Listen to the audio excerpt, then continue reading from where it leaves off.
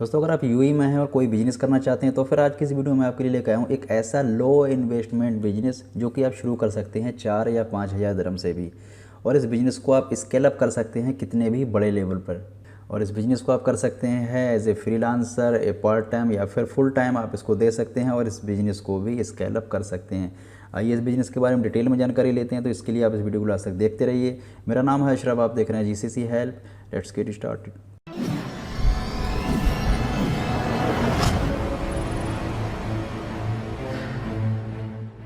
दोस्तों आज की इस वीडियो में हम बात करेंगे रियल एस्टेट बिजनेस की। और ये रियल एस्टेट का बिजनेस आप शुरू कर सकते हैं मिनिमम 3000 दिरहम से लेकर मैक्सिमम जितनी आपकी कैपेसिटी है उतना भी।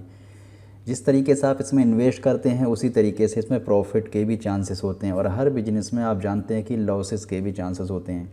लेकिन बात करें अगर प्रेजेंट टाइम की तो इस वक्त पूरी दुनिया में कोविड-19 की वजह से क्रैशेस चल रहे हैं और इस क्रैशेस की वजह से रियल एस्टेट सेक्टर में भी बेहिसाब की गिरावट हुई है। अब यही सुनहरा मौका है आपको रियल एस्टेट में इंटर करने का, अगर आप इसमें इंटरेस्टेड हैं तो चलिए इस बिज़नेस के बारे में कुछ डिटेल में जानकारी लेते हैं कि एक मीडियम क्लास आदमी जिसके पास इन्वेस्टमेंट की काफ़ी कमी है वो इसको कैसे शुरू कर सकता है, इस बिज़नेस में कैसे इंटर कर सकता है। तो अगर आपके पास बजट है 3000 या फिर 4000 का तो आप एक रूम ले सकते हैं, एक पूरा एंटायर रूम आप ले सकते हैं और उस रूम को डेकोरेट कर सकते हैं बेड्स के साथ और उसकी एडवर्टाइजमेंट कर सकते हैं एज ए बेड स्पेस। और अगर आप 3000 दिरहम में कोई भी रूम लेते हैं जो कि दुबई में बहुत आसानी से मिल जाता है और उसमें आपने 6 बेड या फिर 8 बेड डाल देते हैं जो कि बहुत ही आसानी से डाल सकते हैं। कोई भी कैंप की तरफ से परमिशन होती है कि किसी भी रूम में 6 आदमी या फिर 8 आदमी रह सकते हैं। तो अगर हम 8 आदमी भी डाल देते हैं उसमें और पर पर्सन 600 बहुत आराम से मिलता है। 600 या फिर 700 भी रेट इस समय चल रहे हैं। तो अब ज़रा हम कैलकुलेट करते हैं कि अगर हमारे रूम के अंदर 6 आदमी हैं और हम 700 रुपये भी पकड़ते हैं तो 4200 के आसपास हो जाता है। जबकि आपने जो रूम लिया है वो 3000 दिरहम आप उसको पे कर रहे हैं और 4200 आपके पास आ रहा है। तो इसमें आपका कुछ ना कुछ प्रॉफिट होता है। एक महीना अगर आप सर्वाइव करते हैं, अगले महीने से 2 रूम कर सकते हैं, 2 की जगह 4 कर सकते हैं, 10 कर सकते हैं। जिस तरीके से आपको प्रॉफिट होता रहेगा आप इसके अंदर इन्वेस्ट करके आगे बढ़ते रहेंगे। आपके मन में सवाल होगा कि बेड स्पेस पर रहने के लिए हमें आदमी कहाँ से मिलेगा। तो बहुत ही सिंपल है, आप डुविज़ल पे इसकी एडवर्टाइजमेंट कर सकते हैं। कोई पब्लिक रश वाले एरिया में आप छोटे छोटे पोस्टर वगैरह लगवा सकते हैं, बहुत सारे लोग लगाते भी हैं। आप फेसबुक पर जो पेज वगैरह होते हैं वहाँ पर जाकर अपने बेड स्पेस का एडवर्टाइजमेंट दे सकते हैं। व्हाट्सएप ग्रुप में भी आप अगर चाहें तो कर सकते हैं, अपने दोस्त रिलेटिव्स को अपना इस चीज़ का ऑफ़र दे सकते हैं। और यकीन मानिए कि आपको 6 से 8 आदमी ढूंढना कोई मुश्किल काम नहीं होगा।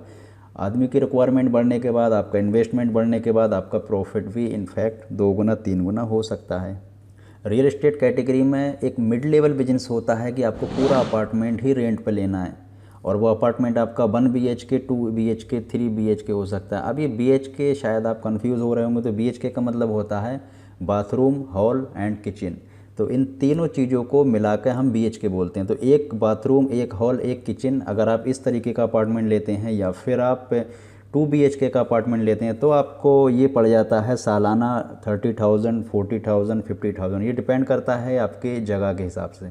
अब अगर हम यहाँ 1 BHK बेडरूम की बात करें जिसका सालाना रेंट 30,000 के आसपास होता है, एक एवरेज प्राइस इसकी 30,000 होती है, जो कि मंथली प्राइस 2500 आपकी निकल कर आती है। और इस 1 BHK बेडरूम को आप अगर रेंट आउट करते हैं तो आपको 3000, 4000 कोई भी फैमिली यहाँ पर रहने के लिए तैयार हो जाती है। इनफैक्ट सम बैचलर जो कि ऑफिशियल टाइप के लोग होते हैं वो भी यहाँ पर रहने के लिए एग्री होते हैं।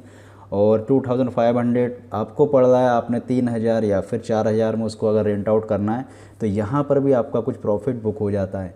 अब शायद आपके दिमाग में सवाल होगा कि हमें इस तरीके के लोग कहाँ से मिलेंगे, हमें अपने टेनेंट्स को ढूंढने के लिए क्या करना पड़ेगा। तो इसके लिए दोस्तों आपको बता दूं कि डुविज़ल एक बेहतरीन प्लेटफॉर्म है। इसके अलावा आपको कुछ साइट्स की भी हेल्प लेनी पड़ सकती है, जैसे booking.com, एयरबीएनबी या फिर फेसबुक पेजेस वगैरह भी आप स्क्रॉल कर सकते हैं। वहाँ पर भी अपने एडवर्टाइजमेंट को प्लेस कर सकते हैं और आपको अच्छी खासी संख्या में, अच्छी खासी क्वान्टिटी में कस्टमर भी मिल जाएंगे। अब इसी कैटेगरी में सबसे हाई लेवल बिजनेस होता है किसी विला को या फिर काफ़ी सारे विला को रेंट पर ले लेना, जिनका प्राइस काफ़ी हाई होता है। यानी कि हम कह सकते हैं कि 1 लाख दिरहम पर ईयर या फिर 1,20,000 दिरहम पर ईयर या फिर से ज़्यादा भी हो सकता है। ये डिपेंड करता है उस जगह के ऊपर या फिर उस एरिए के ऊपर। तो फॉर एग्ज़ाम्पल अगर 1,20,000 दिरहम पर ईयर आपने किसी विला को लिया, अब उसके बाद आपने कुछ और भी इन्वेस्ट करनी है जो कि वन टाइम इन्वेस्टमेंट होगी। आपको कुछ पार्टीशन बनाने हैं, आपको रूम डिवाइड करने हैं, आपको स्टूडियो रूम टाइप कुछ बनाने हैं, इसमें किचन बनाने होंगे, बाथरूम बनाने होंगे, उन रूम को फर्निश्ड करना होगा।